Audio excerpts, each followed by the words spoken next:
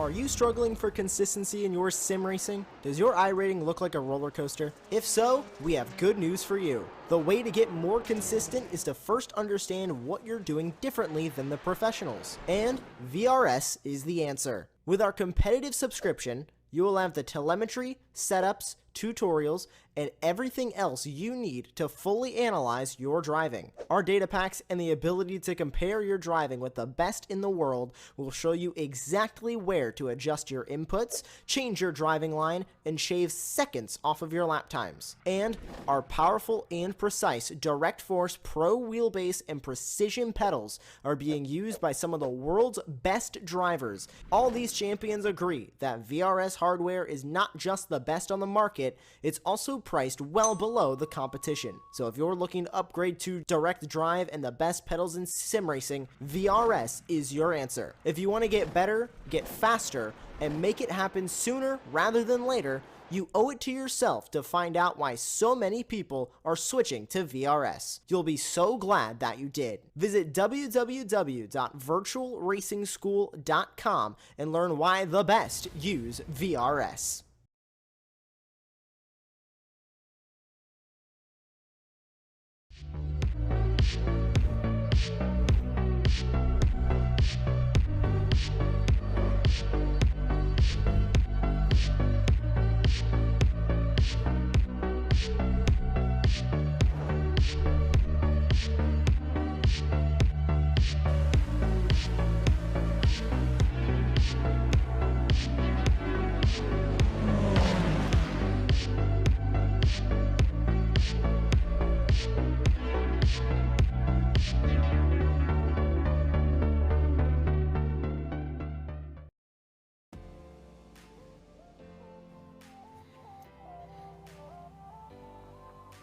We could not have a more different pair of tracks in 2 weeks than going from Hockenheim Ring to Mosport. And that is right, we are here today at Canadian Tire Motorsport Park for the Apex Racing League GT3 Trophy Series. My name is DJ Clark, joined here in the booth by Andy Thompson with Jamie Fluke as our director and producer behind the scenes. And Andy, as we talked about, this is the definition of old school, this circuit, and it is going to create a big challenge for our drivers out here today. It certainly is. Hello, DJ, and hello, viewers. Yeah, Mosport, completely different track, as you said, to Hockenheim. Really going to be technical for the drivers. Relatively a short track out there in Mosport with 43 cars on track. It's going to be an interesting battle of wits, that's certainly for sure. But what we'll do before these drivers get out into their qualifying lap, we'll just have a look around a track guide on a lap. So as we see, we start off, come down a relatively short start, finish straight to turn one, a very fast fourth corner. Just literally take your foot off the throttle for the second, get right back on up to the tricky turn number two, a blind crest. Very much might catch a few drivers out. You certainly don't want to be getting that corner wrong because it's quite easy to get onto the outside of the track and damage your car.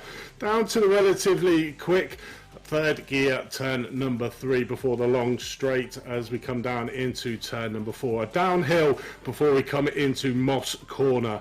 Very tight technical two left-hander corners to be able to set yourself up for a great run down the Mario Andretti straightaway. The only probably obvious part on the track to be able to make that overtaking move. There is only really one line around this track, so drivers are really going to have to be brave before they come down into turn number 7 through into turn 8 into the S's. A fast fourth gear, just literally coming down the gears, setting yourself up for turn number 9, which is a fast left-hand third gear corner down there. So we expect maybe some slight passing moves coming into this corner before we get onto the last corner, corner number 10. A tricky corner that can obviously push drivers out onto the right-hand side of the track and cause them to lose a lot of time. So there is your Mosport track, 2.4 miles, 10 corners. First raced in June the 25th, 1961 for the Players 200, where Sterling Moss won the 2 heat race, hence why there's a corner named after Moss Corner.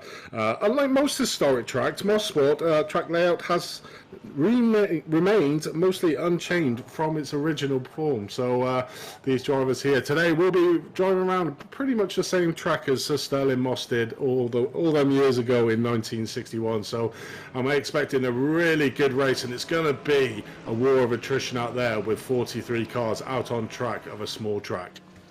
Yeah, it's going to be very, very tricky. And one of the things that we haven't really talked about that much over the course of the season is traffic here. And that's going to be a big, big factor today. As you mentioned, with the 41 cars out on track, I think we are going to see some of those AM and Pro-Am drivers getting involved a little bit with the pro battles at the front of the field. And how you're able to navigate around traffic, well, that could determine your very position on the podium as we get up and going.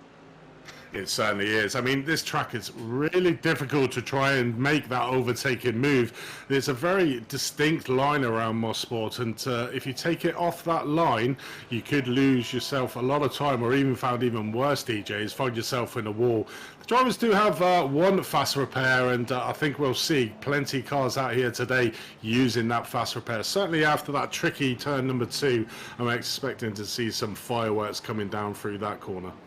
I expect to see some as well, but before we dive into qualifying, let's get to those championship standings. It is Christoph Herbeno leading the way right here, but Carl Winkler continuing to close down on him. Thomas Cope, though, never count him out of the equation as he rounds out your top 3. It's still very, very close running in the back. There was Nils-Erik Isaacson and Ketil Larson as they continue to be tied on points for 5th. Dominic Skowicki there as well. It's still some relatively close running. We're still about 100 points off in that top 8 or so. So definitely some room for things to move around, I think, as they go. As we transition over into the Pro-Am category, it is Martin Deckens with a big, big lead up front there of about 40 points over Alexander Scarrett. Mats Gunn gets some Brecken there, also trying to close in as well, but he's got a little bit of work to do. Lasse Sorensen and Paul Collishaw putting in a good effort there. One of the few Ferraris in the field for Collishaw, so he is one to keep an eye on as we continue to go. Moving on then into the AM category, well, it's a little bit more spread out up at the top with Christopher Otterholt holding about a 60-point lead over Russ Fowler. Sean Crenley-Swa there in 3rd place, about 70 points or so off of it, with Graham Lynch and Luke Pint rounding out your top 5. Is there you can see obviously less points being scored there in the AM category as they run, but I think this could be a great changer today for those championship standings. As we said, Mosport, a very, very different track compared to everything that we've seen, but up at the top of the charts, it is the same song on a different day. Christoph Herbeno leading the way. It certainly is, but what is interesting and what is going to be a different aspect to some people's races is the pit lane start tonight. We've got 10 drivers on a pit lane start, and the most notable names there are Thomas Cope, our current 3rd place in the pro standings. So he's going to have a difficult day trying to make the passing moves on the rest of the field. And then we have Mats Gerströmbacken, the 3rd place in the Pro-Am, also doing a pit lane start. So these drivers are going to find it difficult, certainly at the start of this race, to make passing moves, getting past all the AM drivers at the back. So it'd be interesting to see how they approach this race. They're going to have to try to be aggressive, but this track doesn't really award over-aggressive natures with the way the corners are laid out. So it's going to be a really interesting one, GJ. Yeah, it's going to be very, very tricky, and I think for those drivers that are starting off in the pit lane, it's going to be much more about just getting through to the end of the race, hoping that a little bit of carnage takes place. We've certainly seen that going down into the first corner, as well as going down into Clayton, that sweeping second-hand corner down off into the left-hander, as if you get a little bit of understeer coming through there, you get off into the grass, that is really a one-way ticket out to the outside. We've seen plenty of driver run afoul of that. So we focus here on Chris Rance of the 233, one of the few Porsches in the field, working his way around here, trying to see if he can pick up a little bit of time. Certainly is. It'd be good if we could just get and show the viewers the onboard camera angle for that turn number 2 if we can get on a card, Jamie, just to show the viewers of how blind that turn is into that corner. You've literally almost got to like use the force when approaching that corner and just gauge your angle where you're going to go into it. It's really a tricky corner to try and master. Yes, it is. And really, as you said, so many corners around here. Very tricky here as we ride on board with Mark Fletcher going down across the start-finish line into turn 1 right now. And as you said here, Andy, coming across this blind apex into the corner is so tricky.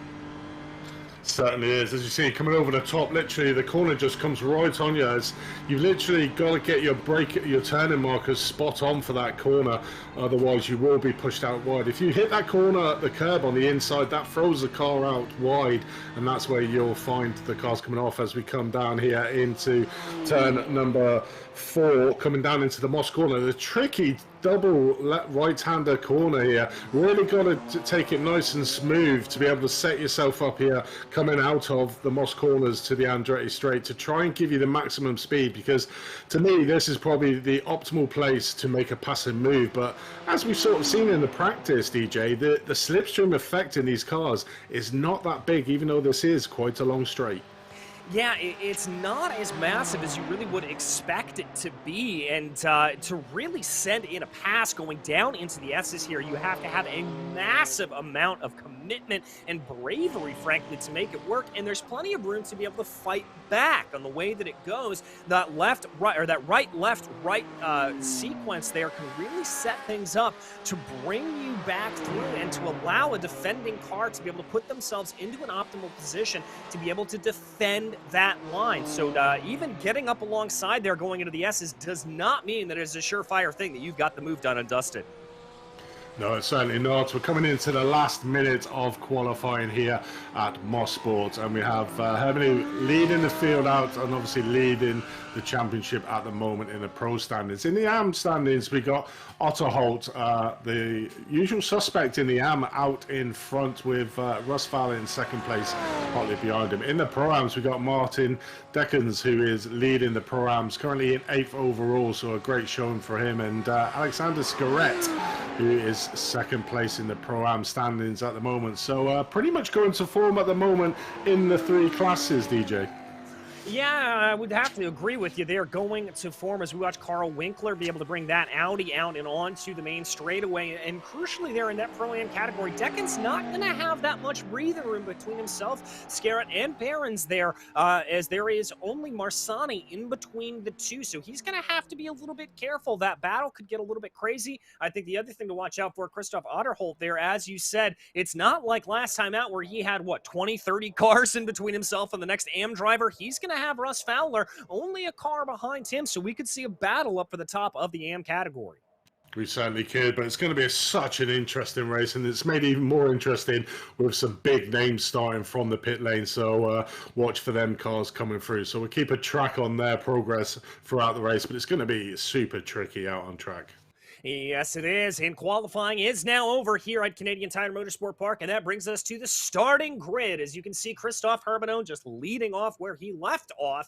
We'll be starting off in pole position with Ketil Larson there to his outside, PJ Clayson's Neil Eric Isaacson behind them, with Mark Fletcher and Brandon Tabone behind them. Jacob Toths is going to round out in the top 7, with Martin Deckens there, the first Pro-Am drivers, in 8th place. Sandro Marsani will be 9th, followed by another Pro-Am driver of Alexander Scarrett, with Jacob Barons and Kieran Smart putting in a time good enough for P12. In 13th overall, it's going to be Carl Winkler, and then Dominic Sawicki with Mike Paluch there and Chris Danes, then Nikolai Thrain and Lucas Lang all the way down in 18th. Lang's little bit of a rough season still continuing on here. It's a bit surprising to see him that far down in the field. Christopher Otterholt is going to lead the way for the Pro-Am category with Tim Perry behind him, the last of the pro drivers to set a time. Russ Fowler of the AM category will line up 21st, followed by Chris Rance, with Christoph Regenwetter and Gavin Gardner there in 24th position. Back in 25th, it's going to be Stuart Wyness with Christian Malcharek in 26th. Martin Penfa will be 27th, followed by Ronald Grossman, Tommy Molyord, and Luke Pint round out your top 30. Lee Shields will be 31st, followed by Matt Sear with Lee Bailey and Sean Crenley-Swa there behind them in 34th. Leon Verhelst will be 35th, followed by Lasse Sorensen. And now we are going to start to get into some of those drivers that have to start from the pit lane. Alexander Kessler, Matthew Crisp, Mats Gedstrom-Brecken, Leonard Schnebel, Paul Collinshaw, Thomas Cope, David Gill, Marcel Nurnberg, Michael Griffin, Paul Joseph Klist, Jose Wilcox, and James Chapman there, rounding out your top 48 cars. Again, so many drivers out here on track around a very, very tiny little circuit. This is going to make things very, very interesting. It certainly is.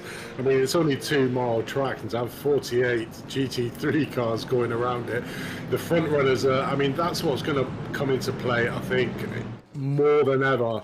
And more than any other round in this championship is how the front runners and how the back markers get out of the way of the front runners. So that, I think that may play a big part in today's race. Obviously an hour-long race, so you know the front marker or the front runners are certainly going to be passing quite a few of the back markers, and that's certainly going to be interesting in making it hairy into some of the corners, I'm sure.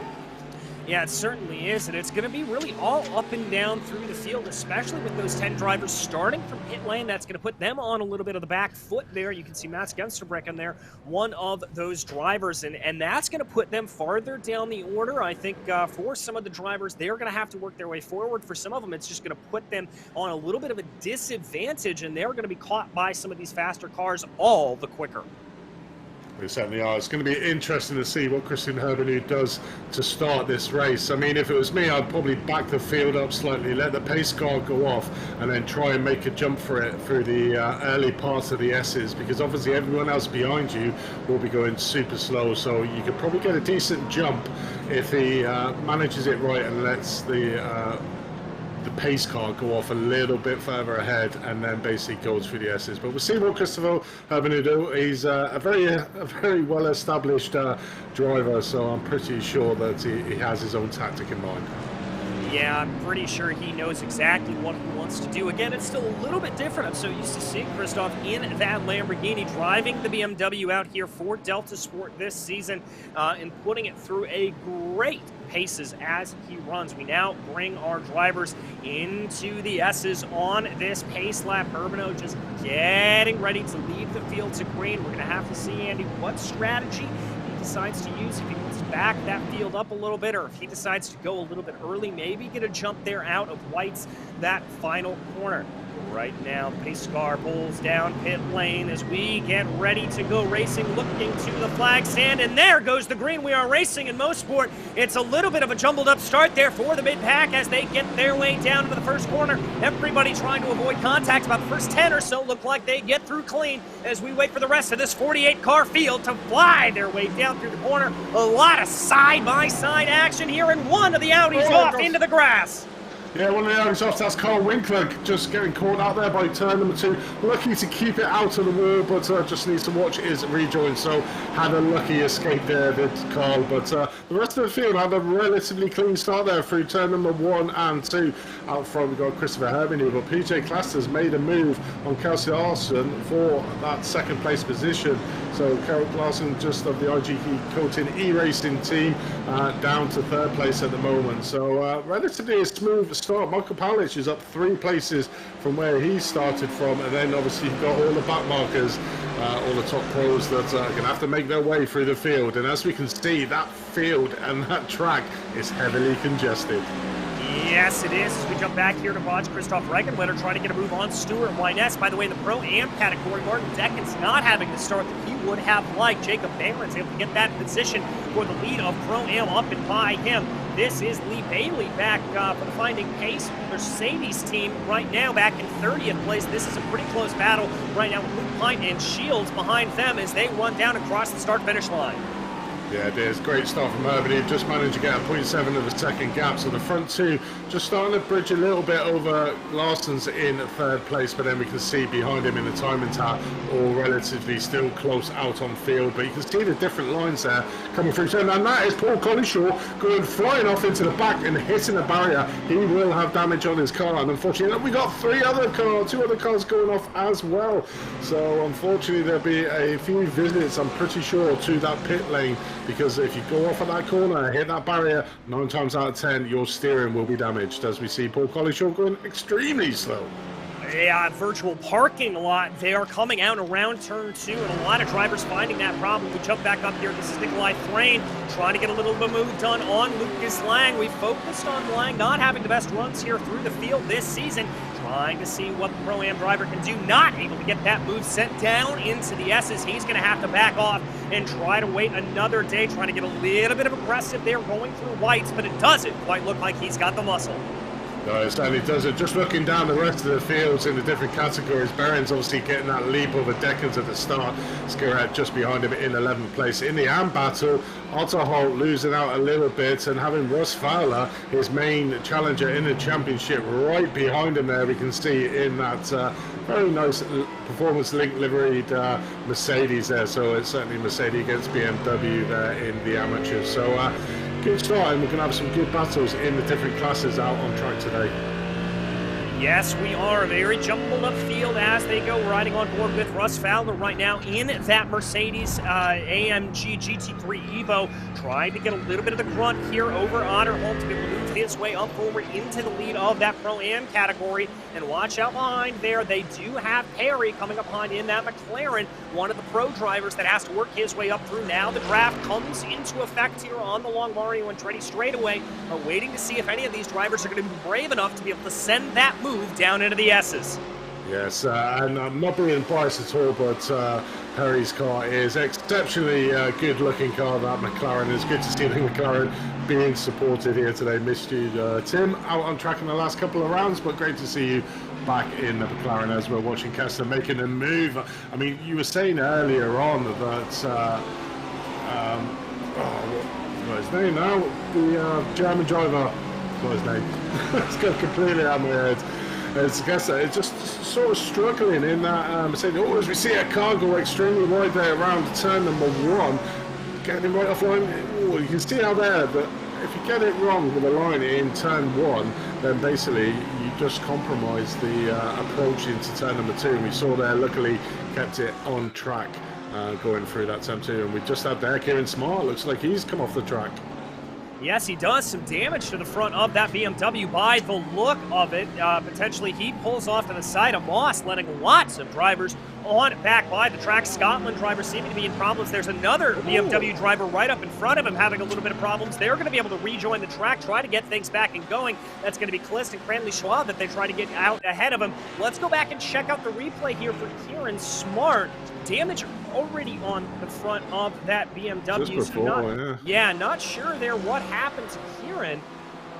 Oh man, it looks like he may have had a little bit of a problem coming through Quebec, potentially, but hard to be able to determine there for the Scotsman.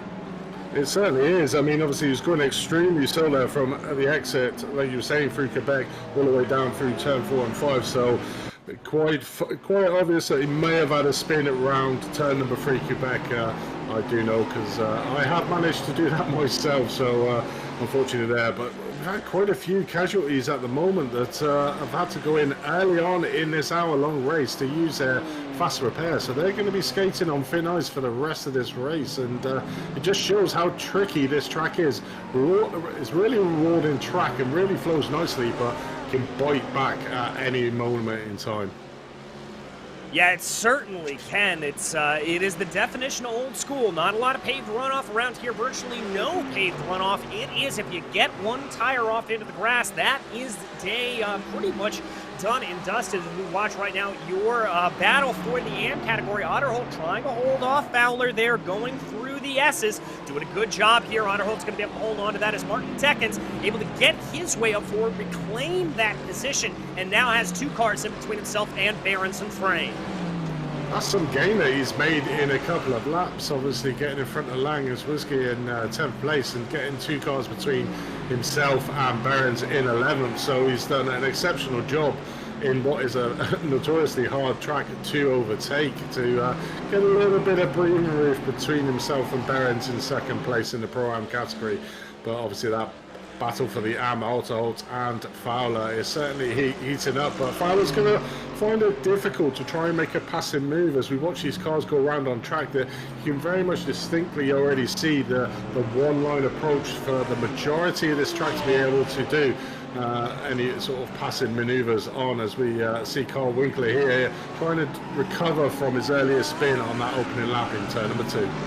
Yeah, and it looks like he's going to be able to hold that off. A good defensive move there to be able to put the brakes on Tommy Mollard there behind them to be able to keep that Lamborghini at bay. And now Mollard's going to find himself under a whole lot of pressure here from Kessler, almost giving him a bump draft down the Mario Andretti straightaway. They're going to try to line themselves up here, Alexander, for the WS Racing Esports 158 Mercedes. Gonna send it around the outside. That'll be the inside here of the second part of the S's. But as we talked about at the beginning of the broadcast, it switches right back to favor Mollard. But Mollard gets sideways. They're going to be side by side crossing the start-finish line.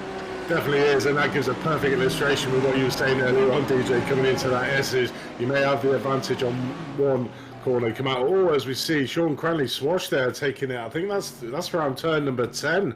So do we have a replay to see what happens? He's coming into the S's here, just get it a little bit wrong. The car just comes away. Yeah, the car just moves away, hits the wall. Luckily, he's directly opposite the pit lane, so is able to get in there to get use of his fast repair. So although he made a slight mistake in there, which is very easy to do through their messes, he can be able to repair that car relatively quickly and get back out on track.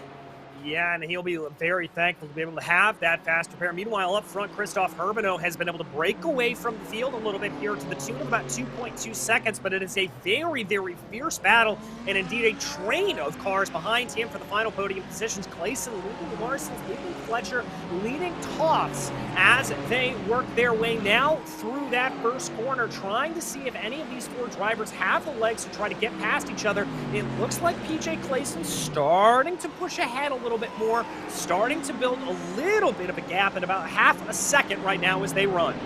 Yeah, it certainly is, but seems to be sort of holding the rest of the field up at the moment, giving Herbinu the opportunity to scamper away. 2.1 seconds is Herbinu's lead at the moment, and I think that is Herbinu already getting on to some back markers in front of him, so it's going to be interesting now to see if he can get it. He's caught him at probably the optimal place down the Andretti straight, so hopefully the drivers in front will ease off slightly, but what that might give him is an opportunity to extend his lead, depending on where Clayson's obviously hits the back markers if it's going through the S's. So yeah, that's what we're on about with these back markers coming into play with this race today. Yeah, and those back markers here, and not a whole lot of time, going to start to play a little bit more. As remember, we talked about, we continue to work our way around here. We're going to have that traffic that comes into play. Watching right now, Dominic Sawicki as he leads the way over the 3rd place driver in the Pro-Am category, Nikolai Thrain right now. Here they come. Thrain starting to close up a little bit behind, leading a train of BMWs right now that also includes Dane. Side-by-side action there in the back. This is between Marsani and Gardner. Yeah, it definitely is. Coming around the last turn, and Gardner just managing to keep his car in front. Sorry, it was Marsani who's in front, and Cole managing to get his way through up to 27th. At 15 places our pit lane starter, the pro driver, but I'm pretty sure he will be getting frustrated with these cars in front of him. Trying to make pass into as the Lamborghini in front just makes a move and clips the BMW behind. Thomas Cope nearly got taken out there by Tommy Lloyd in that Mercedes, but I think it was Martin Petrocava was the other innocent bystander there, and that is just the treacherous nature of that turn number 2. Get slightly offline there. They were going sort of side by side in there as we watch a replay here. Coming over the top, takes it a little bit too wide, loses grip, hits the wall on the inside, bounces across the track, and unfortunately clips the BMW there of Martin Petrocava and takes them both out of the race. What we haven't talked about, DJ, is tyres. Now, we know normally in these hour-long races that these drivers don't take tyres, but with a track like this and how treacherous it can be, What's your thinking? I mean, depending on just how much tire wear we're going to get, you know, normally around a circuit, as you said, we're not going to see tires, but I think specifically if you're maybe in the mid-pack around here, it may be worth a little bit of a strategy gamble to get onto those tires. I think if you're up front, you don't want to sacrifice the track position, but if you're in the mid-pack a little bit and you've got a chance to roll the dice, it may be worth something to be able to go onto it. Yeah, I'm probably the same. I think with the new tyre model that iRacing has put out, it puts a lot of wear on certain tyres, so you don't get the even wear across the tyres. One tyre can get a lot more wear, and we may see the 1 or 2 tyres getting changed, depending on if people have done a little bit of practice out on before the race to understand what the tyre wear is after an hour-long race. But I'm pretty sure that most people won't take tyres, so it'll be a sketchy last 10 minutes out on track if you're fighting with another car. Yeah, it certainly will, and one of the reasons why the tires do take such a load around here is that fast and flowing nature. There's a lot of lateral load being put through the tires, through some of those fast corners, going down through turn 2, as well as down through the S's at the end of the straightaway here. As we watch, by the way, Gil here looking like he had a little bit of a problem. This is Mike Luch having a little bit of a problem as well. Oh, clipping the grass coming through, and that is going to be just a hit into that rear tire barrier, getting a little bit of damage onto the back of the car. Yeah, I mean, this track is so easy to get it slightly wrong coming around these corners, and it can kick out at you any one moment. You take that wrong bit of grass, as we see Clayson's there from 2nd place, getting it wrong, coming out of Moss corner, and is down to 7th place. So Clayson's, who was in a strong 2nd position, has lost it coming into Moss. Well, and he had about a 0.5 of a second advantage. Let's ride on board with the Belgian here, coming up through the corner, gets onto the binders right. Just looks like he carries a hair too much speed into the corner. That rear end of the car's trying to slip away from him. Lucky to be able to gather it up and not suffer any damage, but he is certainly going to find himself down in the field. Now runs in 7th, where he was all the way up in 2nd. Yeah, it certainly is. It's one of them tracks that if you push it a little bit too hard, it will bite you. And we sort of see there with Clayson's coming down from 2nd down to 7th. So just needs to try and get onto the back of this front group. Not that far behind, only 0.9 of a second away. As we see Lucas Lang, is that a front end damage on that Mercedes? I think it is. Coming in for a very early pit stop. Oh, yes, he's clipped a barrier. Where is that? That looks like S's. Yeah, we're going to wind this back up a little bit more. Now, this looks like he was in a nice battle there with the 212 coming down through the corner. That's going to put him offline a little bit. Is there going to be a little bit of contact? Oh, looked like a little bit of ghost contact there between the 2 Mercedes. Oh, Lang is a lucky boy that car righted itself. Yeah, I just love the story from mine for this week. I did exactly the same move, but unfortunately I ended up on my roof, and it takes about a minute and a half even from there to get back into the pit lane. So I feel your pain there, Lucas. I've done it myself. But joined back home with Tim Perry in the McLaren, getting under a little bit of pressure here from Grossman in the Audi drive, coming up to the S's again. And this is a great illustration of, like you were saying, DJ, the lines through here, they change, and it's very hard to get that position. But Tim Perry yielding there to the 2 drivers in front of him, Grossman and Thane, the Pro-Am drivers. So being very kind there, Tim Perry.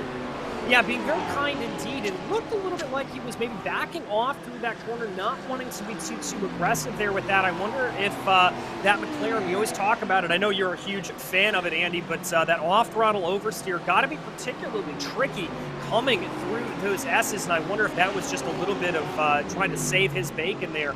As we now focus back on a nice little battle in the Pro-Am field. This is Gardner and Gemsterbrocken going down into Quebec. That is a send there from the Mercedes. A good move for Mats. Yeah, it was. That was a great classic overtaking move there. Got it just enough on the inside, and that was great respect there from the other driver to give him the space, because he could have quite easily closed the door on him, but realised that Gemsbacher had the overspeed on him going into that corner. But this little pocket battle here, as you can see, the 2 Mercedes at the background having a fight, just lining themselves up for turn number 1, coming through here. Extremely fast fourth gear corner, little blip off the throttle coming down into turn number 2. Just realising not to go side by side, so battling on. This is Brandon Tabone in 6th place at the moment. So you can see there from 2nd, 3rd, 4th, 5th and 6th, all relatively close together. Out on track, so it's going to make an interesting minute. But I mean, out front, Herbenute 4.2 second lead over Jay Toffs in 2nd place. Yeah, an absolutely commanding lead, and we are only a quarter of the way done in this race. Focusing back here a little bit as they run. This is Tim Perry trying to get by Paluch right now. Paluch having that damage on the rear end of that Audi. Remember, we saw him rear end into the barriers there, just carrying a little bit too much speed down through White's corner. But he's got to watch out from behind. That is Rance. Chris Rance there in the Porsche coming up behind Tim. You may have a little bit of something to say about that. We got a little bit of side-by-side there up in front as well. Everything continuing to pop off here, and we're not even a full halfway through this race.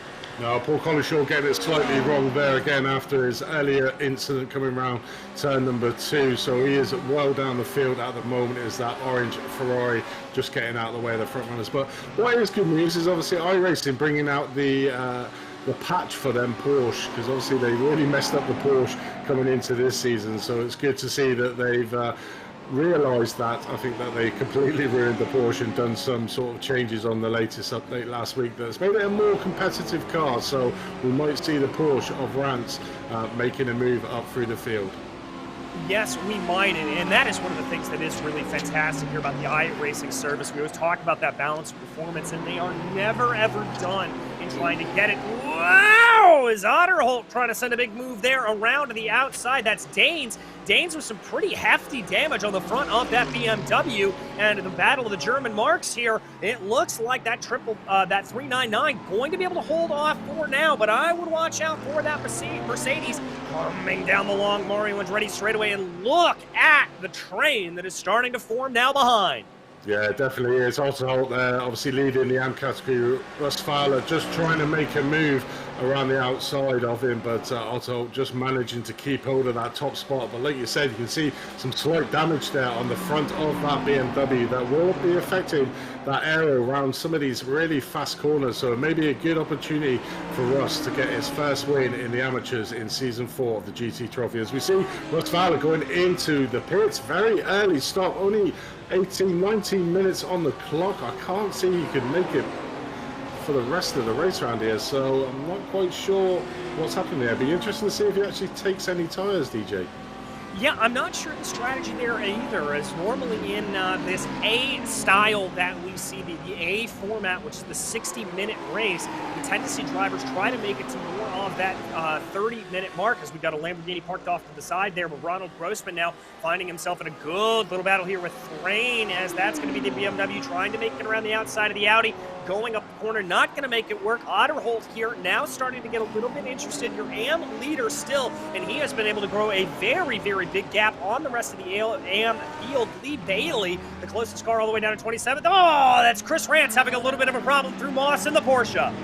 Yeah, I think they need to rename this track as the car graveyard. I mean, there's cars off the track all over the place as we look to see what happened. Maybe went in a little bit too hot into turn number 5, Moss Corners. Coming up tightly. Is this a carbon copy? Yes, I think it is. Got it slightly out onto the kitty there. Spun his car around, so there was a carbon copy of Clayton's that we saw earlier on. So drivers trying to push it into corners that they really shouldn't be pushing it, and then unfortunately the track is biting back. It very much is, and you and I were talking about this a little bit before the broadcast, Andy, that this is a circuit, as there is Nikolai Thrain losing positions, getting a little bit close with Tim Perry there. Thrain's going to be able to gain back on that spot. Grossman off, everybody flying off here. Yeah, another one pays victim to turn number 2. Ronald Grossman's a laced victim in that Audi, just getting it slightly wrong over the top of the crest coming into that, and obviously getting spit out wide into that corner. If you hit that curb on the inside, it spits the car out wide, and pretty much you're on a one-way ticket to that wall on the outside. Luckily, it doesn't look like he's got to. Oh, he spins it again round Moss corner. Twice in one lap, Ronald Grossman just flying down the field. Well, and that goes to the point that I was going to make there, Andy, that you and I were talking about just how difficult this circuit is. And it's really, we overuse this word quite a bit in racing, but it is such a rhythm circuit. You just have to get into a good flow and feel it out. And if you do try to push just that infinitesimal bit over the line, it will come back to bite you. As Mats Gunsterbrecken here trying to get a little bit of a move done on Malcherek up ahead of him in the Ferrari, trying to see if there was anything to be done through the S's, and nothing doing. No, definitely not. Yeah, I mean, it's just a brilliant track for all-out action. You know, you can be super smooth, have a clean race for like half an hour, 40 minutes, and then all of a sudden, one little mistake and your race is done. So you've literally, the concentration on this track, I think, is probably more than the majority of the tracks that are currently on this season.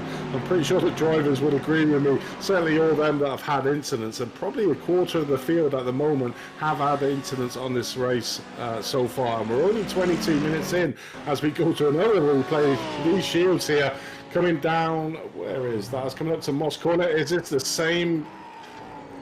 Yeah, that's 3 drivers now being caught out by just taking it a little bit too deep into Moss Corner, hitting that kitty litter on the outside of the corner and spinning the car.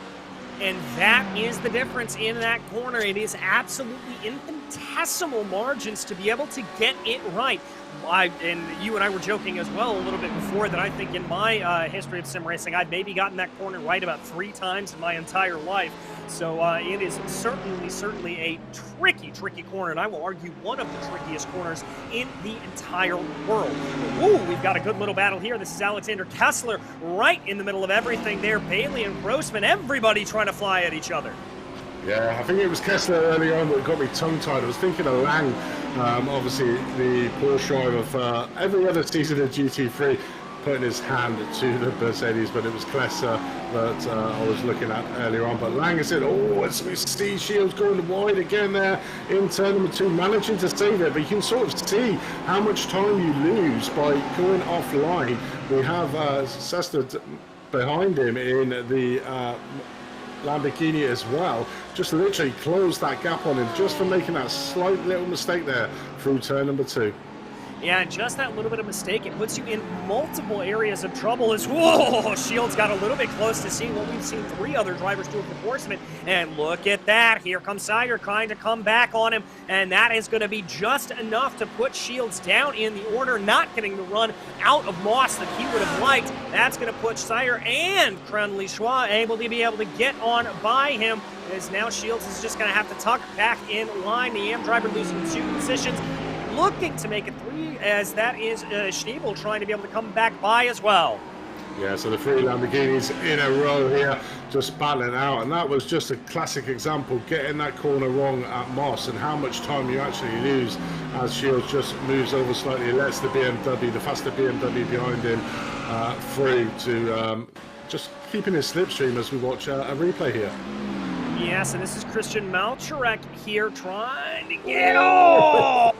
Flip onto the grass there for Malcherek, and that's going to send him spinning around, and that is going to be just enough there. You see him get on the brakes, and unfortunately, Gemsterbrecken there also getting caught out as well in the course of that run down through the S's.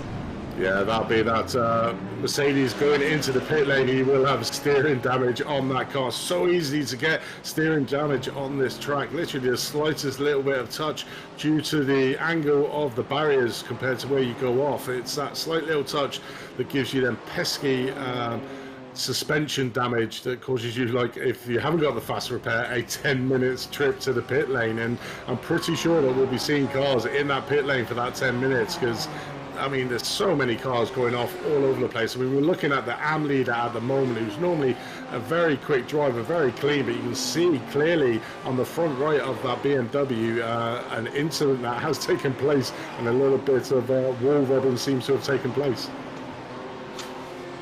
Yeah, just picking up a little bit of damage everywhere around this track. And as we said, there's so much. Oh, we've got another driver getting it wrong. This is going to be Chris Danes. You can see him just pushing a little bit too far in the nearest of flips on the grass there, coming through turn 2. And that is going to be a hard lick into the barriers, and that car most certainly crabbing.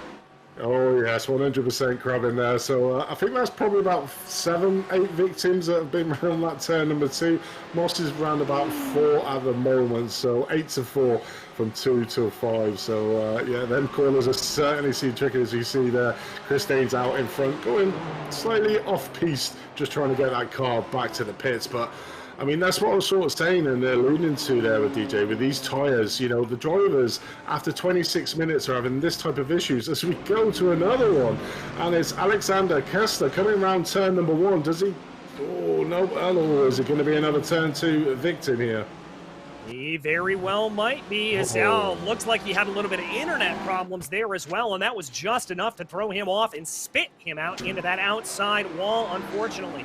We jump you back here in the field. This is Christopher Otterholt in that damaged BMW, currently your AM class leader, trying to make a little bit of a move here on Nikolai Crane. BMW versus BMW, and unless my eyes deceive me, there's also a little bit of damage to the front there of Crane's machine.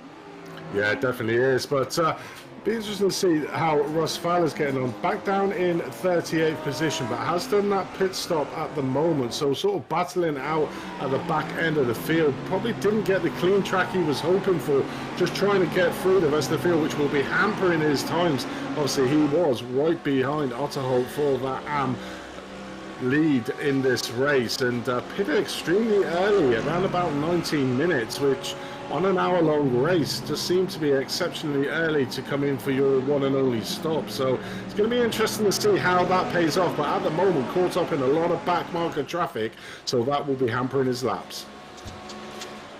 Yes, it certainly will, as we've got a big gaggle of cars here. Leon Verhest trying to see if he's going to be able to hold off the attack there of Grossman in the Audi.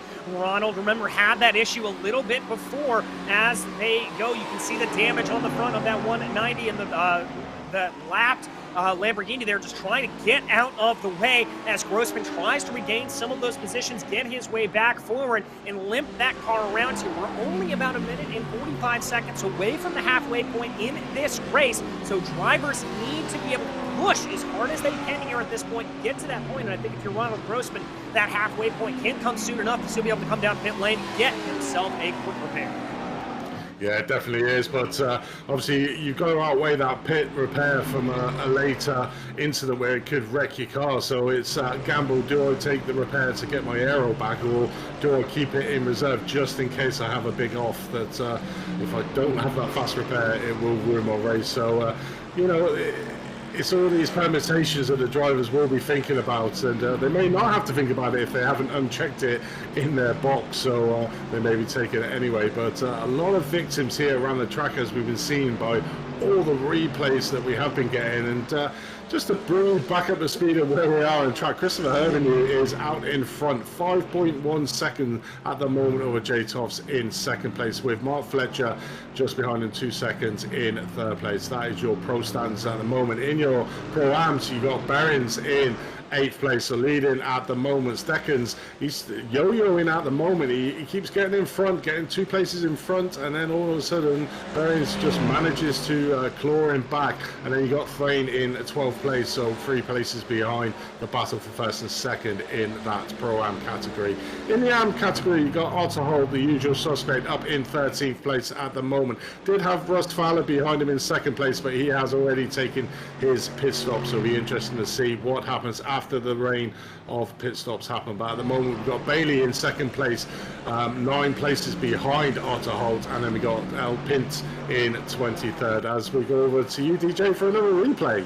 Yes, indeed. Niels-Erik Isaacson looking like he had a little bit of a problem here coming up through Quebec. Did he touch the outside grass? Yes, he did. Tries to control the car, but a big thunk into the wall there. And you saw at the end of, the beginning of that, rather, Niels-Erik Isaacson coming in pit lane right now. So he right at the halfway point of the race, going to take his free repair, going to take that. Here is Lucas Lang, the driver we were talking about a little bit earlier, normally seen in the Porsche, but opting to go with that Mercedes-AMG GT3 Evo this time around. He's able to work his way up and by, waiting to see here how many drivers are going to be coming down pit lane as we are over the halfway point here. Quite a few up ahead, diving down into the pits, including Rance, Pint, and a few others.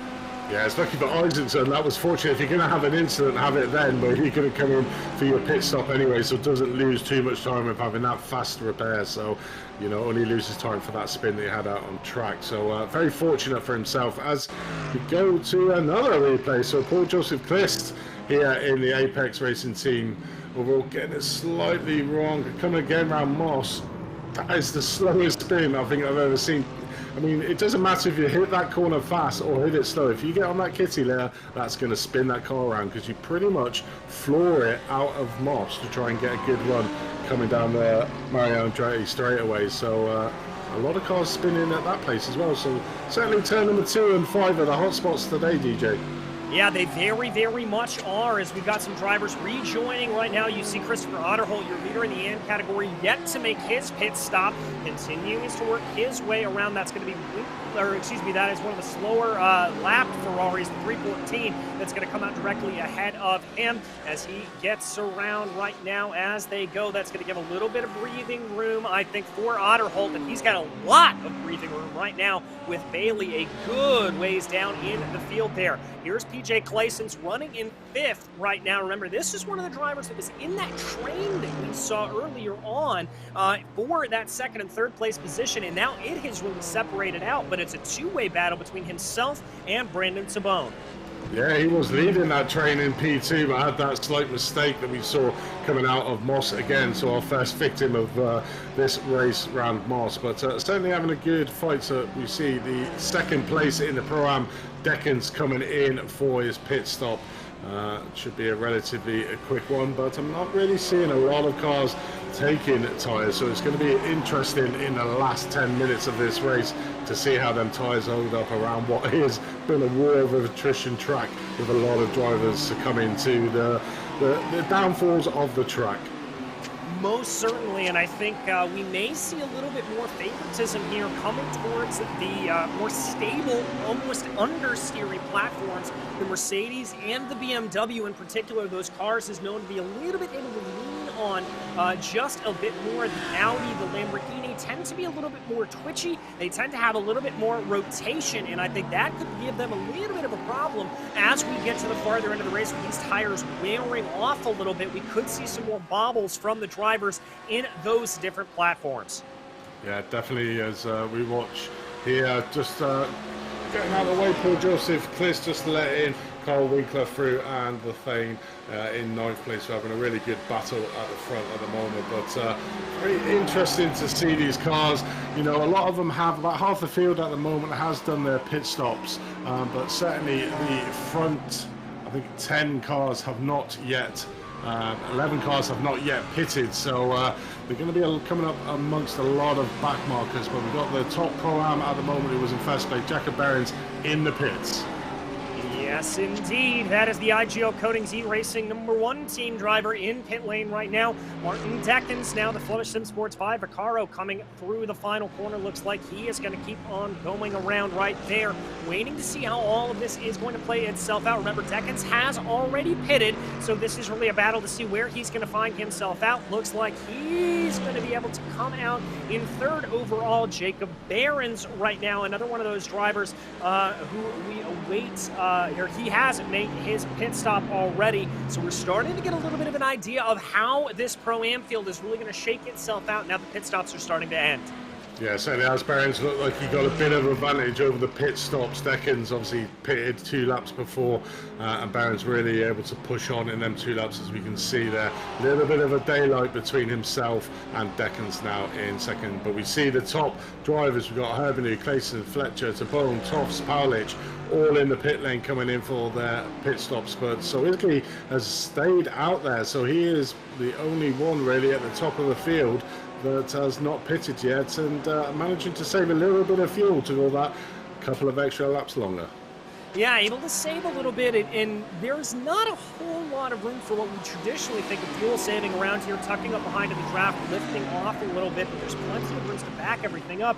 And look at this, Thomas Cope able to really fly his way up through the field. He has already pitted, and he is up to 4th in class.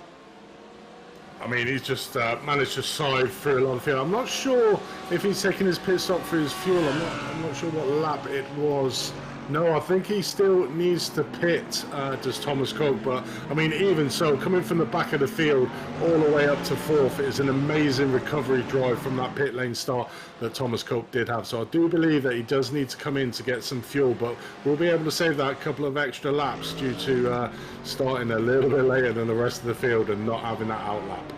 Yeah, you are right there, and that is my bad looking at the thing. His pit lane start counted as a pit stop on my timing and scoring screen as we watch Chris Rance there. That Porsche rear end just sliding away from him. He's able to regain the car without making any contact with the wall, but still a very, very tricky moment there for the 233 coming through the S's.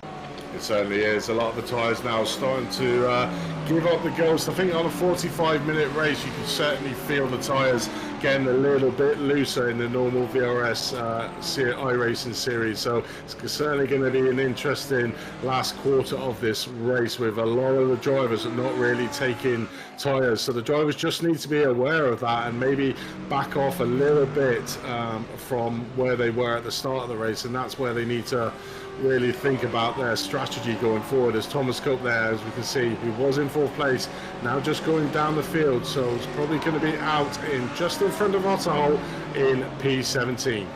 Well, but he's able to work his way up through the field to this point, so that's a good running for him. And speaking of VRS, we want to give them a massive, massive thank you for jumping on board as a sponsor here. Thomas Cope working his way, trying to hold off that damaged BMW.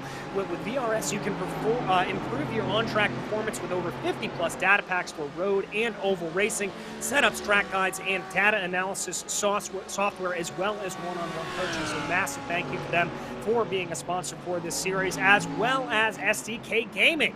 Add virtual live HUD to iRacing, show timing towers, enhance relative boxes, mini-maps, and fuel calculators, and more. Stream to Twitch with the most complete overlay on iRacing, or broadcast your league and series. SDK Gaming syncs with your commentary team's cameras, focus drivers, and overlays for your broadcast, and adjust your team strategy on the fly with the most accurate live timing on iRacing. So thanks for them coming on board as sponsors. And our final sponsor for the day, that is Apex Racing Academy, with over 29 data packs, setups, track guides integrated with that VRS software that we talked about.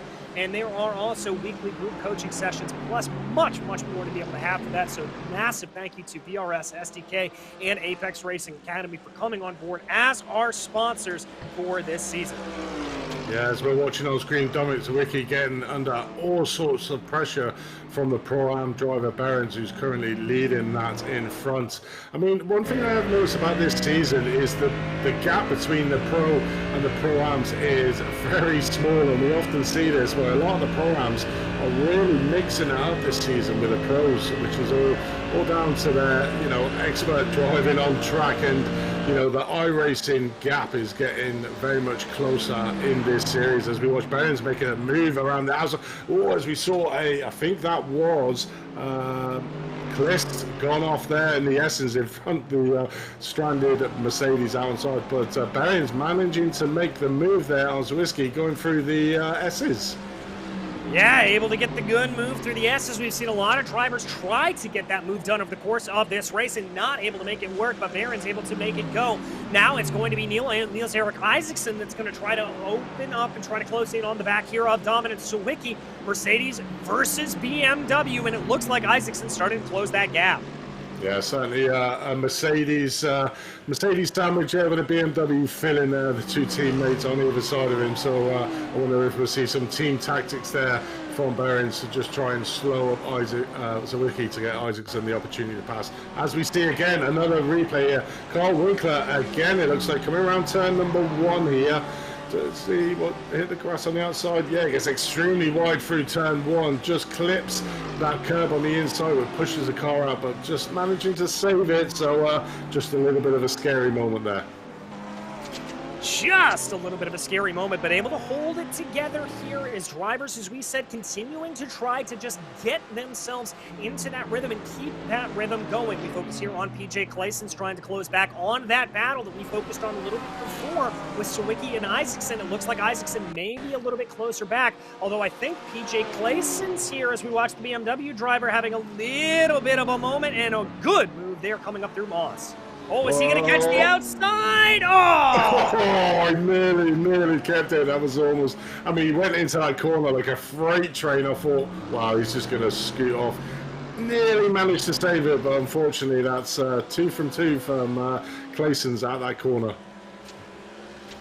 Yes, it is, and that is just going to be enough to throw him off, but now we've got a little bit of side-by-side as they try to go up now into the corner. There you see Isaacson able to hold him off for now, but PJ Clayson certainly looking aggressive, trying to push himself forward.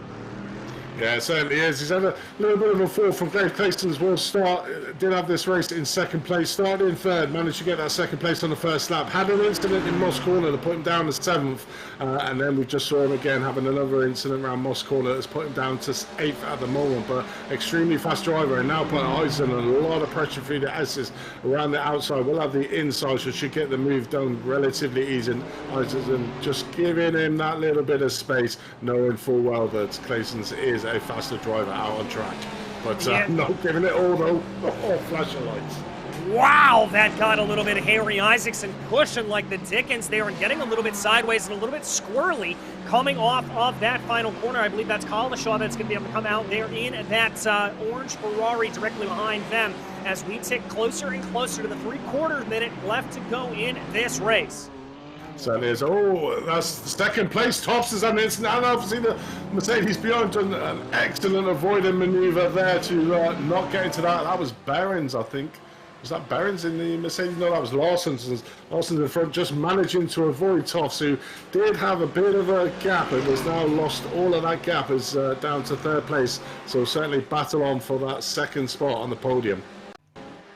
Yes, it is, and this is the mistake here from Toffs. Hardport by Delta Sport coming up through the corner, a little bit of lap traffic ahead of him, maybe just lost sight of the zone, and a little bit of a strange issue there. Didn't touch the outside grass. Looks like he just kind of carried a little bit too much speed, maybe clobbered that curve a little bit too hard, and that is what is going to put him in this position that we see him in. Now the chaser trying to close back in on Larson. Yeah, it definitely is, and I think the tyres are starting to come into a little bit of play, as we saw there. Literally, the tyres just gave up going into Moss Corner as Toffs was just trying to push it a little bit. Oh, as we had a stranded car in the middle. Grossman, I think it was, as we look here again. Oh, it's coming down turn number 2. There's a BMW gone off in front of him, goes across. Unfortunately, standard. Oh, and just doing the right thing, just keeping the car stationary as the other cars around it. But wow, I mean, I'd hate to think that's got to be half the field had an incident around turn number 2 and turn number 5. Yeah, I think you're about right on that number there. Everybody running into problems of one way, shape, or form as they go. So plenty of little issues starting to play out as we've got plenty of time here, though, left to go in this race. And I think drivers, as you said, are going to have to keep their eyes open and avoid those mistakes. Now the tires are really starting to get into a little bit of a wear problem. Thomas Cope, by the way, starting from pit lane, able to work his way back up here into 15th overall. That's going to be 11th in class. Yeah, it is. We got a very internet hungry Thomas Cope here. Come around, that's turn number 3, just losing it slightly. Oh, great save there though, losing a little bit of time, but quite easily to spin the car there. So great car control after losing it going into turn number 3. So still keeping 15th at the moment. Probably getting a little bit frustrated in that car because it's extremely hard to pass in this track. So it's probably getting held up a lot by the drivers behind him. But one thing that I don't think has actually paid off, DJ, is the tactic from the Performance Link driver, Russ Fowler.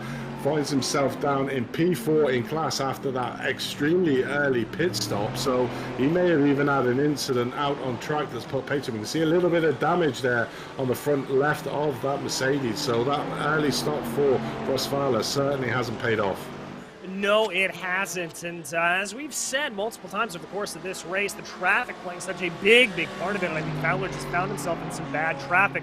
We focus back right now on Lee Bailey, currently running 2nd in that AM category. Looks like Dane's up ahead of him, ducking down pit lane, so that's going to move him up to 24th overall.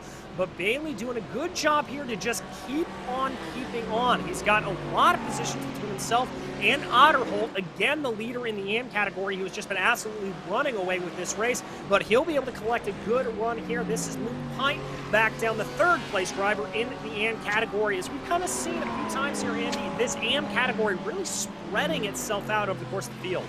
Yeah, certainly has. Lee Bailey's got a 14.4 second lead over the third place. Oh, he's having even more than that as Luca Pink goes off it. So is he going to be able to save it, or is he going to hit the wall? No, I think he's managed to save it. So we'll just add another victim to turn number two's ever-growing list of casualties around there. But that lead for that third place will certainly be even more now for Lee Bailey in second place. So I wonder if he's looking at his timing tower to say, I can take it a little bit easier. I've got a bit of a gap in front that I'm not going to catch Otterholt, and I've got a really big gap behind me now, so I'm taking it a little bit easy. But two drivers that are certainly not taking it easy is Larson's and Toffs. Larson's obviously losing the place coming through Moss Corner to Larson's, and he really wants that second place for this race. Yeah, he does. You saw Toffs there looking this way and that way, trying to find a little bit of something, as it looks like that is going to be a slower car getting out of the way for the two of them. That's going to cost Toffs. It looks like he's off. Oh, I don't know how he held on to that thing.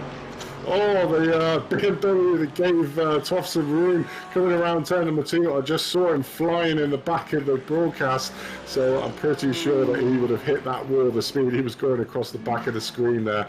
But there's another casualty for number two. But these two having a real big fight. Larson's under a lot of pressure.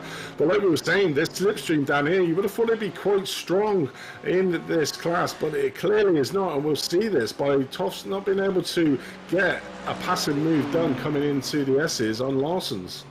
Yeah, I just don't think he's got the run here down the Mario Andretti straightaway, and he's only got about 12.5 minutes to try to make it work. A little bit of an earlier entry there into the corner, maybe trying to scare Larson off of the line ever so slightly to see what he's going to be able to do as they work their way this way and that. Now through White's, that final corner looks like a good run. We jump back to PJ Clayson's here. Remember, this is that battle we've been following a little bit. Sawicki and Isaacson not too far back, and Fletcher not too far in front of, or Barons rather, not too far in front of Clayson's.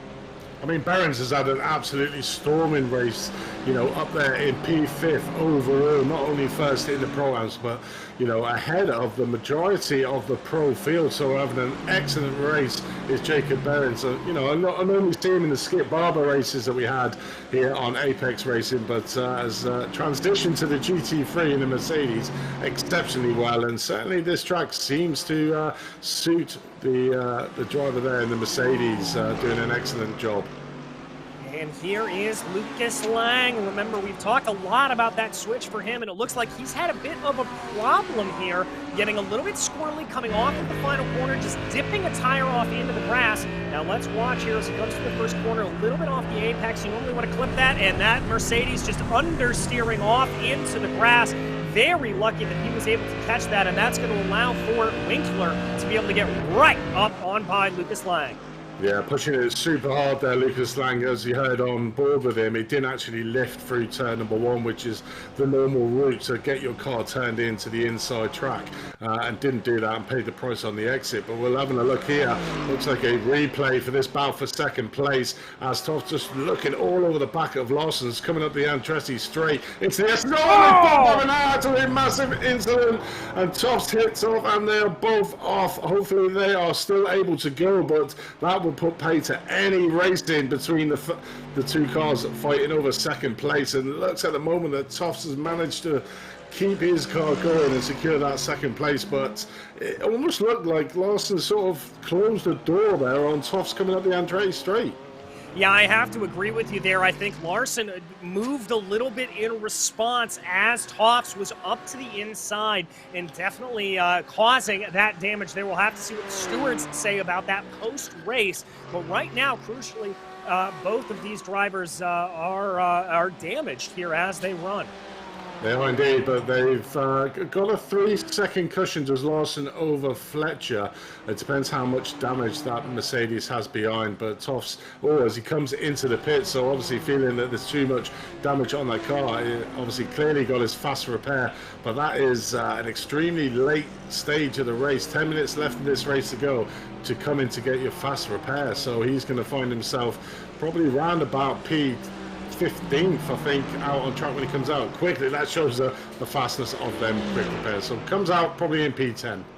Yes, he does. As we look back down the pro field a little bit here, this is Brandon Tabone trying to make the move on Stuart Wyness, the Track Scotland driver, promoted up into the pro category after winning the Pro-Am battle last time out.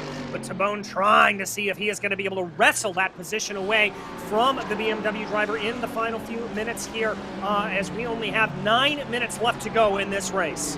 Yeah, I mean, I can't count the amount of replays that Jamie's had to do in the production box. There's been a very busy production lead this year tonight. I mean, we just had so many incidents, and obviously talking about Stuart Wyness, sort of struggling a little bit, obviously being promoted to that pro class, finding probably the jump a little bit too much as he goes a little bit wide there into turn number 3, and may have given the opportunity there to Tabone to make the pass there as he does, and Tabone says, "Thank you very much, Stuart. I'll have that P16. Yeah, it was a little bit surprising as Tabone looked like he was a little bit offline coming down through Clayton, but again, that mistake there from Wyness just giving him that position, and that's going to be good. A little bit of side-by-side action here. This is Lucas Lang trying to make it too wide, going into Moss with Crisp. Oh, a little bit of argy-bargy, and that's going to force the BMW off wide, but what's that going to mean as they make the run down the Mario Andretti straightaway here? They're going to be spreading themselves out. That's Gunsterbrecken looking a little bit excited as well. He may want a piece of the action. Yeah, it definitely is. Got a compromise there. Did the BMW driver, and as we can see there, Gamestrack just capitalising on that mistake. He's lost 2 positions from getting slightly hit offline into Moss corner, so that was a very ambitious move there from Lang in the front of this group to make that pass and move into Moss, and obviously caused the BMW driver to lose 2 places at the moment, coming down as they start with only 7.5 minutes left to go, around about 5 to 6 laps left of this track to go. I mean, how are we going to see any more cars coming off track? I think we've seen quite enough one race. I think we have as well, but as you mentioned earlier, tire wear becoming a problem now with all the lateral load that's being put through the rubber here on this circuit, and we may see some drivers really start to struggle in these final 7 minutes or so. Looks like Kieran Smart, though, trying to take a little bit of a look here on Mats Gunsterbrecken, trying to see if he can move around a little bit. Gunsterbrecken, though, going to be the one on the assault there, trying to get by Matthew Crisp, but that door was shut coming up through Moss. Yeah, very much a defensive line there by Gamestrack, and obviously saw that the BMW car behind was catching quite quickly. Went to the inside into Moss corner just to cover off that inside move there from Kieran Smart, which was a very wise thing and smart thing to do from Gamestrack to just close the door on Smart to be able to not make a move. We'll see Gamestrack just trying to make a pass here now on the S's. Unfortunately, that's oh, does he get it done side by side here? And the BMW has the inside line, but will be massively offline. Gamestrack coming back on the inside. I think he's going to get the overcut. Oh, as the BMW just skirts in front of her there of Matthew Crisp. And Gamestrack didn't quite get that position done. And luckily not to lose a place to Stuart behind him in the BMW. No, not at all, and that was absolutely incredible there as they went. I thought that crossover move was going to work out a treat for Mats Gunsterbrecken, but he is not done yet, keeping up very close behind Matthew Crisp here in the dying stages of this race. Taking a little bit of a look now on the run into Moss. Is he going to be brave enough to send that green Mercedes up to the inside? No, he is going to back off and try to set himself up for a run down the Mario Andretti straightaway. Yeah, so it's status quo. The 3 cars literally joined at the hip, so it'll be interesting to see if Kieran Smart can make a move on these 2 in front of him. It's probably Steve Gamestrack trying to make the same move again on the outside into the S's. Got that little bit of slipstream, so should come alongside him as we see him there, just pulling out. Absolutely ringside seat. Gamestrack a bit further on now. I think the BMW's just giving him the space now. Does come back on him on the exit of the corner, but nearly the BMW there, driver, literally of Chris, just nearly losing it. But Gamestrack again just goes out wide, which gives the opportunity for the BMW driver. So it's 3 coming into turn 1. How is this going to pay out? Oh, very close there between Crisp and Smart. That's going to be Gunsterbrecken that's able to make everything work around the outside of turn 1. Kieran Smart going to be left holding the bag there with nothing left to gain, and they've got to be a little bit careful there. That's Gavin Gardner in the Ferrari being able to close back in on behind of this battle. So this has now become a 4-way race here for the 20th spot in the race. Yeah, certainly is. That Ferrari's just counting his stars. He's able to get onto the back of them with these two fighting. As we see Chris there making a move on Smart coming up to Moss side by side again. Smart got the inside, but he will be offline for the exit, so may be vulnerable to a passing move from Chris for the BMW. But that Ferrari behind gets the perfect line out there, so he may have an opportunity to get both of these cars coming up behind straight. He just moves out onto the outside of the track, does Gardner, to try to use a side draft on these cars. Don't think he might get it done, and probably pay well as we just see Chris there just pulling out in front of Gardner to come alongside Smart to make it too wide again into the S's. And they're going to hold that out, both giving each other plenty of room going down through the S's. It looks like Chris not able to get the move done, maybe running a little bit too wide. And he's coming back to the racing line, also potentially to defend there from Gavin Gardner as they now cross over the line with about 3.5 minutes left to go in this race at Canadian Tire Motorsport Park. That Ferrari starting to look a little bit threatening. And look at the gap now up ahead. Bremsterbrecken and Crisp starting to stretch themselves out as they get a little bit side by side again. This battle between Crisp and Smart not going anywhere. Yeah, certainly not. These two are going too full now. The two BMW drivers going around side by side on every single corner, giving no quarter held. And that Ferrari driver, Gardner behind, just thinking, these two are either going to come to blows and hit each other off as they go side by side again into Moss. This time, Crisp has the inside line, Smart has the outside line. As they nearly slightly touch, but that Ferrari is menacing behind and may have the overspeed to try and make the move on the two BMWs coming right up behind Crisp at the moment, alongside Kieran Smart. At the moment, it's the Ferrari driver of Gardner. Doesn't quite have it done. He's sort of been boxed in at the moment, so has nowhere to go on the inside, but may get a passing move here on Smart, but no, decides to back out and just buy this time because he pretty much knows that Gardner and Smart and Crisp in front of him are battling extremely hard and it could come to blows. Yeah, I think that's a good call there for Gardner to just wait. A little bit of an over-under there from Kieran Smart as he runs down now off of the corner, trying to see if he's going to be able to get that preferred line to the inside, going down through the first corner there. He's got the edge ahead, but Kieran Smart is now, yes, he is going to be able to hold on to it, and that's going to put Matthew Crisp back down into second in line here. He's going to have to reline himself back up to try to get an attack on the Track Scotland driver. Yeah, Chris there was extremely, as we watch a battle up here for Deckens and Powlich. The Powlich in the Audi just coming around the last corner, trying to get and put Deckens under a lot of pressure. The lead, or the second place in the Pro-Am at the moment. I mean, that's amazing. 9th place is only second in the Pro-Am, but Michael Powlich there putting a lot of pressure over Deckens in 9th place as they only have a minute and a half left. So one more lap, I would say, to go in this race. But the Pro-Am drivers at the moment had a really good showing with Behrens up in 4th place at the moment and Deckens down in 9th. Yeah, very, very good showing from them, and they're going to be very, very pleased to be able to take that out. We focus back now on the battle right now for 4th place. Barron's under a little bit of an attack here from Isaacson. Clayson's also getting interested, as well as Sawicki there behind, just poking his nose this way on it. The two Mercedes up front there, Barron's and Isaacson. Is Isaacson going to try to make a move down to the inside? These two are teammates, so there may be a little bit of team communication here as 1 minute is left to go in the race. Yeah, coming on to the last lap now, I would imagine, as they come over the line for this 4th place.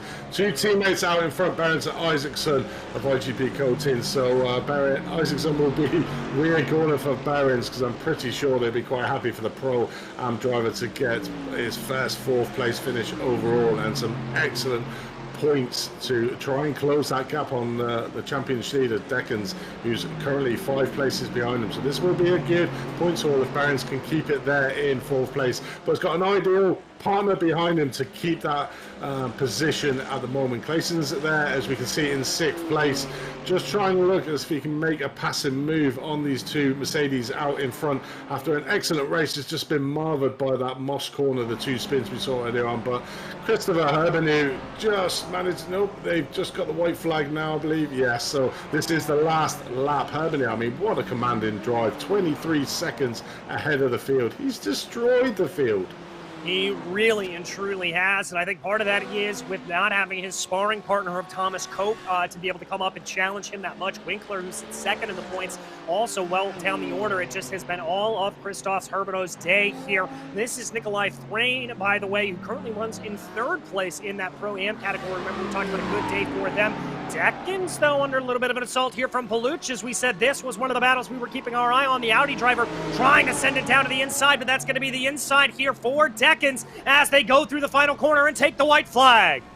Yeah, it definitely is, as we just see there. Deckens losing out positions over Carl Winkler, and he does have the other teammate there, the other Audi driver, alongside him as well. So Palik and Winkler just managed to get past Deckens for that P9th position. So pushes the second place pro driver, which Behrens will be loving at the moment, down to 11th place. But just watching Christopher Herbin, who pretty much not really been on stream at all, that commanding, comes across nearly 24 seconds ahead of the field to take another race win and to cement that lead at the top of the pro standings. But the fight certainly for second, third, fourth, fifth and sixth at the moment out on track. We can see there Russ Fowler, pretty much a terrible race, got his strategy completely wrong, but he's out of the picture at the moment. But that second place at the moment, Larsens takes it. Fletcher is coming along to the line in third, but oh no, what's happened to Behrens? Behrens has gone down to 7th place, so there's been an incident, looks like, coming through that last S's. Yeah, I think he had a little bit of a spin there, and he's luckily going to be able to recover that car and come home in 7th. Hold on to the victory in the Pro-Am field, but losing out some valuable points there is there you can see Jacob Behrens behind them. Toffs was able to hold off Paluch and Winkler. Deckens going to come home as the second place driver in that Pro-Am field. Deckens will be kicking himself. I don't know if you've got a replay of what happened there, Jamie.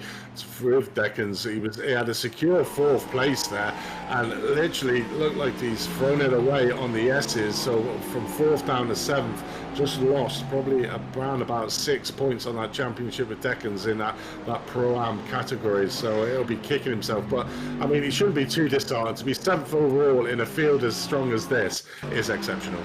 Yeah, it certainly is. This looks like a little bit of the incident here. We focus on Jacob Behrens coming down through the corner. That's going to be the 123 of Clayson's. Oh, contact there between the two. Frankly, a little bit lucky there that he was able to make contact with Sawicki, because I think that pointed him the right way, able to get him across the line. Yeah, very fortunate. Sawicki gave him a helping hand to push the car back around on track. Or, yeah, exactly like you said, I think he would have spun that car. That could have been even worse for him. So, look, unlucky at the end there for getting a slight little tap to lose them positions. But overall, a great day for Behrens in 7th place, your top Pro-Am driver. Yeah, your top Pro-Am driver, and he is going to be very, very happy with that. And that is going to bring us to, I believe, the results here on the day, as all drivers are finishing out as we speak. It was Christoph Herbino able to take victory here. Kelsey Larson behind him, and Mark Fletcher rounding out your top 3 in the pro category. Back in Pro-Am, it was Behrens, followed by Martin Deckens, and then Nikolai Thrain, your top 3. And then down into the into the Am field, rather, it was Christopher Otterholt again taking a commanding victory over the rest of the field. Lee Bailey and Luke Pint rounding out your finishing order as they ran. And I am lucky enough to right now be joined here in the booth by that winner in the Pro-Am category, Jacob Behrens. And Jacob, I want to start with you at the start. Obviously, contact there on the last lap. Talk me through those last couple of corners. Everything came to a head in the second to last turn. Unfortunately, just bit of this, bit of that, and I went blind in turn 3 on the last lap and just let my teammate through. And then I knew he was going to be desperate. Everyone is on the last lap, but unfortunately, I think I'm partly to blame. And yeah, it's just it's an awkward situation, but that happens. I mean, it does happen, and you still were able to take Pro-Am victory here on the day. And I mean, from that perspective, you know, is it a good result for you and for the team, taking away a good hefty load of points, or were you hoping for maybe just a little bit more? Well, I was in P4 at the point in time. I was actually P4 for quite a while. And I was, you know, that would be my best ever finish. I think P7 is also my best ever, but I wanted a top 5. Goal today was top 10, but top 5, I was like, that was up there. And I was in contention for top 5 very long until the, second to last corner. Well, we changed things up a little bit going from this old school circuit and, well, frankly, heading to another old school circuit, but one that's a little bit faster in the form of Monza next time out. Another 60-minute race out there. Do you like your chances out there, specifically in the Mercedes? And how do you think next week's going to go? I'm pretty weak on Monza, so I don't know. I'll have to practice a lot, but I think the Merc should be good. It's a really good all-round car, but of course I'm afraid of any, especially the Audi. You never know what that Audi can do. But yeah, you're going to be a lot of practice. Not necessarily the best circuit for me, but I'll give it my all. Well, we wish you all the luck in the world when we get there, Jacob. But for today, is there anybody you would like to thank for a Pro-Am victory? Of course, the team, RGL Coating, iRacing. Great guys. Really great to practice, really great to race with. All around one of the best bunches I've ever been with. And special shout out to Lasse, whose birthday is today. So happy birthday. Yeah, and shout out to my mother who made dinner today. Always good to give that shout out, Jacob. Thank you, and congratulations again on the Pro-Am win. Thank you very much. Well, that was Jacob Behrens, your winner in the Pro-Am category. And Andy, I believe you've caught up with our AM winner, Christopher Otterholt. Yeah, Christopher, welcome to the booth. Another first place in the AM, another dominant performance in this AM category. You must be loving life at the moment and leading that amateur championship by even more than 62 that you were at the start of this round. So how was this round for you in particular? Thank you. Kind of hard. This Russell Fowler guy, he had pace today, but I think he had an accident in the last corner, so that was too bad. Yeah, it certainly put you under a lot of pressure, the second place driver, Russ Fowler. I think he made a slight mistake maybe on his pit stop strategy, stopping at 19 minutes. It gave you the opportunity and almost like let you off the hook. Is that how it felt like for you, that one minute you saw the Mercedes behind you and the next minute he wasn't there to be able to just race your own race then? Yeah, okay, that's what happened. Yeah, and those other guys just drove past me, so I just tried to stay out of trouble, and yeah, it worked. How did you find this particular track itself? I mean, it's a very technical track, easily to make mistakes on there, and we literally saw on stream a catalogue of cars making mistakes on there. Were you very conscious of this track and how much it can hurt? Because obviously we're looking on stream now, and your BMW does look like it's been in the walls slightly itself. Yeah, it's a hard track, easy to make mistakes with so many cars out there, and I just tried to drive at a pace that I know I could handle the car. So yeah, it worked okay. I'd never driven this car before. 1 week ago, started testing. So.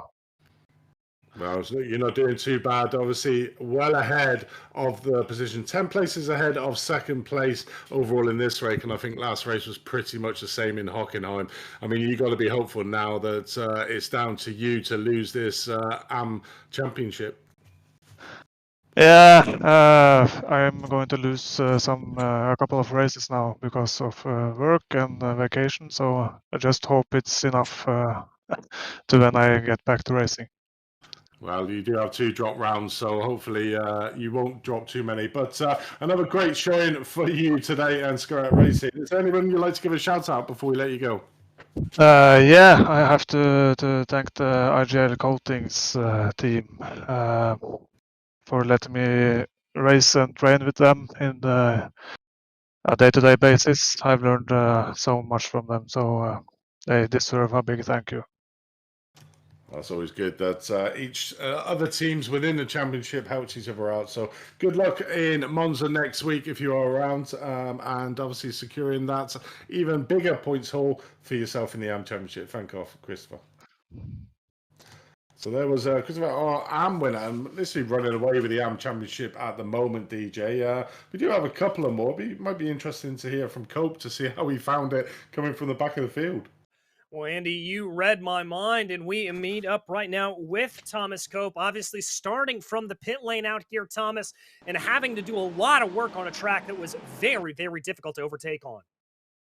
Yeah, first of all, congrats to Christoph. That was it's not an easy track, this track, CTMP, but winning by 25 seconds. I know there was a bit of drama behind him for second, but still an amazing result, putting out some really good laps throughout the whole race. But yeah, up 30 positions on the day. I'll take it. It was really fun, really hard, clean racing from everyone throughout the whole field. Well, talk to me a little bit. You were one of the last drivers to come down pit lane. Obviously, were you doing a little bit of fuel saving over there over the course of the race, or was that really just a result of starting from the pits and being able to not burn some fuel on that opening pace lap? Yeah, it was mainly the pace lap. I mean, obviously, they only use fuel coming around on the pace lap, and I had a full tank coming straight out of the pits. Cold tires, but tried to get me a little bit on the opening laps, but and then naturally going through the traffic, you know, lifting behind cars and not diving in, pushing too hard. I was aggressive, but passive aggressive throughout the whole race, overtaking lap or traffic in general. So naturally, the fuel saving came in, and I think the extra lap was a mix of both the not doing the pace lap and the running throughout the field. Well, it was a great treat to be able to see you rise up through the field. Obviously, we head to Monza next time out. Not going to be suffering the grid penalty there. Do you like your chances there coming home on home soil for the Lamborghini, or is that going to be a little bit of a tricky run for you? It's going to be a tricky run for me. I'm struggling this year. The Lamborghini is not the strongest car on the grid this season. That's why you can see a lot of BMWs and Mercs throughout the field. Hence, no one's silly enough to go for the Lambo. But yeah, going to home field, I feel it feels like it's going to be a home race for the car. But I'm not the greatest at Monza, so I'm going to hope the car can bring me forward a little bit on its own. Well, we wish you the best of luck when you get there. Is there anybody you'd like to give a shout out to for today, though, Thomas? Yeah, you guys, the broadcast, the league, everyone who was on track today racing for the amazing, clean, fun race. It was so fun. The whole team behind me of Olympus Esports and Oblivion Racing. Go and check us out what we do at olympusesports.com. Our stream, this is Olympus Esports. Charles Michel, not here tonight, but he's still helped me out wonders with keeping my head cool throughout the week, and just everyone who helps practice throughout the week completely. Well, thank you so much, Thomas, and congrats on a good run through the field today. Thank you, guys. That was Thomas Cope. And Andy, I believe we've got one last interview here into the booth. Our second place finisher, Ketil Larson. Okay, so Larson, welcome to the booth, and congratulations on your second place. It was a bit of a tussle to keep that second place. Just walk us through the lap from your point of view. Which one? You're thinking about lap 39, I think, with the BMW of Jacob. Yeah. Yeah. Yeah, he was quick in a straight line, and no doubt about it. But I tried to keep my line as straight as possible, and he tried to overtake on the grass, in my point of view, and he comes back on the track and hits my rear fender and spins me around. Yeah, I think it was just pretty much the two of you going toe to toe. There's about 4 laps of you two nose to tail on there. Unfortunately, Tufts didn't actually make the race. He had to come into the pits. Obviously, the damage from that crash getting a bit. But how was that race overall? I mean, we were seeing on the broadcast that there were so many cars coming off left, right, and centre. Certainly around turn number 2 and turn number 5, Moss Corner. I mean, how did you find tackling them corners? Certainly with the heat that you were getting from the cars behind you. Yeah, it was difficult. I had also an incident in the last corner. I don't know which lap it was. I haven't checked out the replay yet, so I was hit in the rear, I think. But so I lost a couple of places, but I kept my head down and stayed behind Nils Erik, my teammate. Saved a lot of fuel, saved a lot of tires. So it was a difficult race, but still it was a fun one. And to avoid, I had some lucky escapes. Some spun in front of me, and not least the Jacob. He spun in Moss corner. So I almost hit them in Moss corner. Yeah, we've just seen that on stream as well. That avoiding manoeuvre you did, which managed to get you past it. But obviously, talking about your team, RGL Coatings, an excellent outing for yourself. Certainly for Jack Behrens, unfortunately, sort of losing it through the last S's there to what would have been a top 5 position. But overall, as a team, you've got 3 drivers there in the top 7 on this round. I mean, you must have put some serious practice in. Yeah, of course. We are a great team and we work very well together. We have fun together. It's fun to drive, and we push each other on practice. And we have a great guy that's awesome at setups.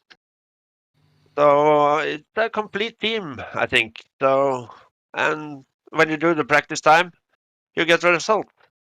Yeah, definitely. I mean, obviously, great outing for your team, great result for your team, and obviously, great result for you getting a P2 in this round, which has been one for a lot of drivers probably to forget, but certainly not for you. Before we let you go, mate, is there anybody you'd like to give a shout out to?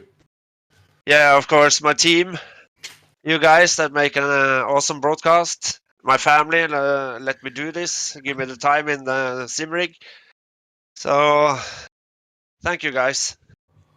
Well, thank you, and good luck out in Monza in a week's time. So there was Larsson's for second place overall. And one thing I did take from that is, obviously, it's always good to get your mum shout out because your mum's food's always the best, DJ. And also for Thomas Cope for his persistence and sticking with the car that he's driven for the last 3 seasons, the Lamborghini. So, yeah, some great interviews there and some great action out on track for our viewers. Maybe not for some of the drivers. You know, exactly, and obviously some tough running out there on one of the trickiest tracks on iRacing, and we, next time out, though, head to the Temple of Speed in the form of Monza. You heard us mention that earlier. It's going to be an altogether different kettle of fish. A lot of drafting, I think, going to be taking place there and seeing just how loose you're going to be able to run these GT3 machines, but we will be back for that race next time out. But on for today, on behalf of Andy Thompson and myself, as well as Jamie Fluke, who has been our director and producer behind the scenes, we would like to thank you so much for joining us. And until we see you on the track, thanks for watching.